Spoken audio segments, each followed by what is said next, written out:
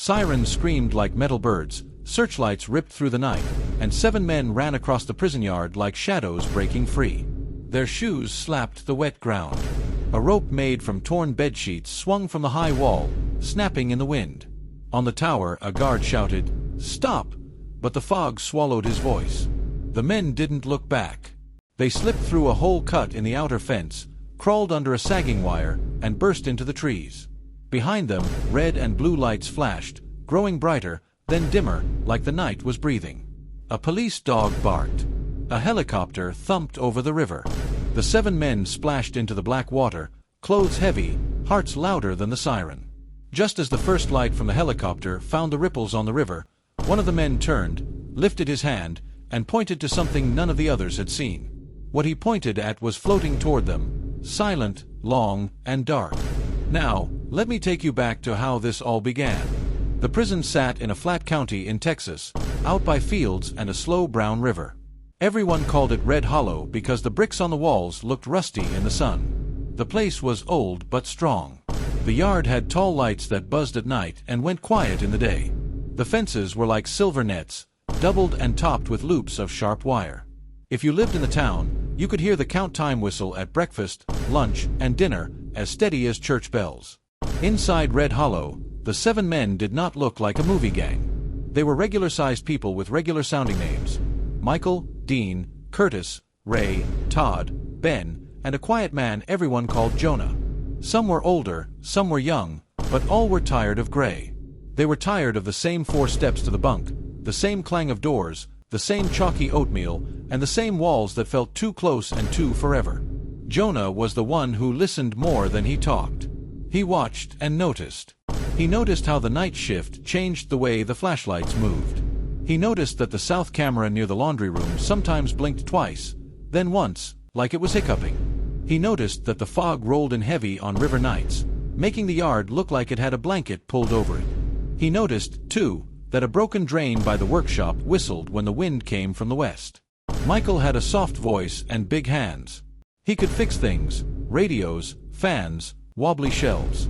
Dean told jokes that made the other men forget they were inside, at least for a minute. Curtis could draw. He sketched maps in soap on the shower wall and erased them with his palm. Ray had strong legs and could run forever.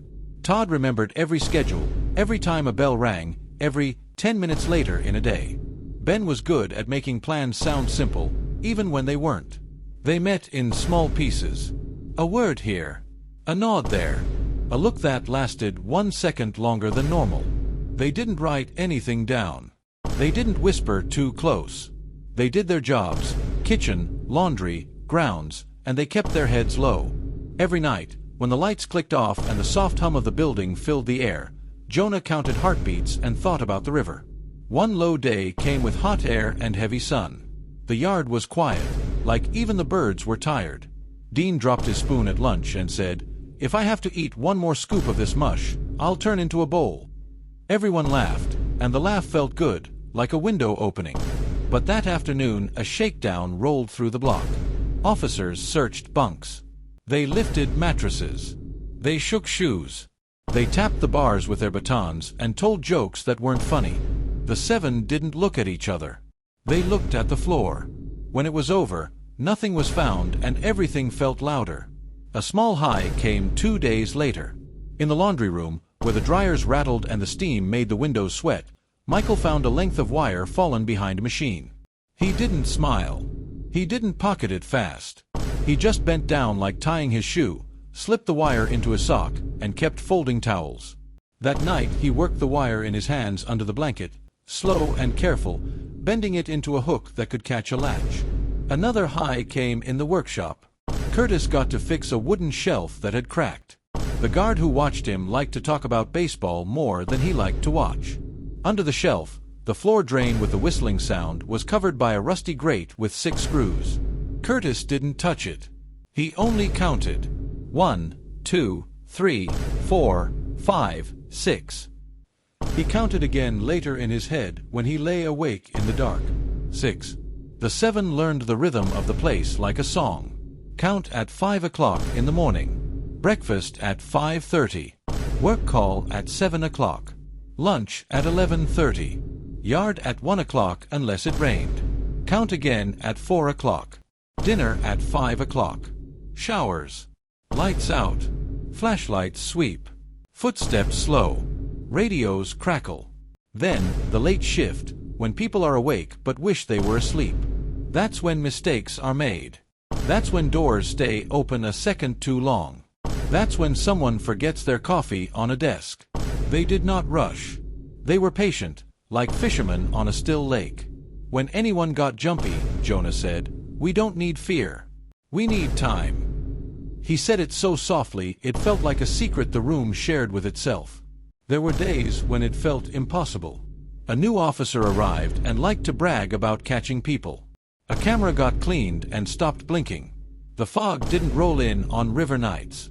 The drain whistled less. The men did not push. They waited. In waiting, they became quieter, and in being quieter, they became more certain. One evening something shifted. Todd noticed the schedule had been changed for the library cart because the librarian's car broke down. That meant the hallway by the laundry would be emptier for a stretch. Ben noticed that the tower light on the south wall flickered at the same time every night for almost a minute, like a slow blink. Ray measured the yard in steps and found that from the laundry door to the shadow of the south wall was 93 big steps for him, which meant about 1 minute of running. They put the pieces together without meeting as a group. They spoke in pieces like rain, tap, tap, tap, never a storm, always a drizzle. The low hit the day before they would move. A rumor ran through Red Hollow like a fast cat. A full lockdown might happen because someone hid something in the kitchen. Lockdown meant doors closed, lights bright, and eyes everywhere. The seven said nothing. They waited for the rumor to die or become real. At dinner, the warden walked the aisle with a smile too big. "Everything's fine," he said. "No lockdown." His smile didn't reach his eyes. Jonah saw that and felt his heart fall to his shoes. Night came on green and heavy, with wind from the west and a sky that pressed close. The river would be swollen from last week's rain. The fog would come if the wind slowed. At lights out, Jonah lay on his bunk and listened to the building. He heard the chattering of a TV in a far room. He heard a cough that sounded like a chair scraping. He heard the count. He heard the soft click of the block door closing. He counted to 100. He counted to 100 again. Then he moved. He slipped from his bunk and tapped the bottom of Ben's mattress twice. Signal. Ben rolled quietly, swung his feet to the floor, and stood. One by one, in the dark, the seven moved from their bunks as if the floor were made of eggshells. They didn't speak. They didn't cough. They breathed small. Michael led them to the laundry room, where the machines hummed like sleepy bears. He slid the wire hook from his sock and worked the latch on the service door. Click. The sound was tiny but huge. He eased the door open, and warm air rolled over them. Outside the service door was the corridor that led to the workshop and the whistling drain. Curtis went to his knee at the grate. 6 screws. He had a piece of metal he'd shaped into a flathead, no bigger than a pinky. 1 screw turned. Another stuck. Sweat ran from his hairline into his eyes. He blinked it away and kept turning. The third came easy. 4. 5. The 6th squealed but then gave up, sad and small. He lifted the grate and set it down like a sleeping baby. The hole smelled like damp pennies. Ray lowered himself into the dark and felt with his hands. A tunnel ran under the floor, not big, not safe, but open. He slithered forward like a snake. The others followed, shoulders tight against the earth, elbows scraping. They moved 10 feet, then 20, then found the end, a brick wall that looked old. A square had been cut into it long ago, patched sloppy. Michael pressed the wire hook into the crack and pulled. A chunk broke loose. He pressed again. Another chunk.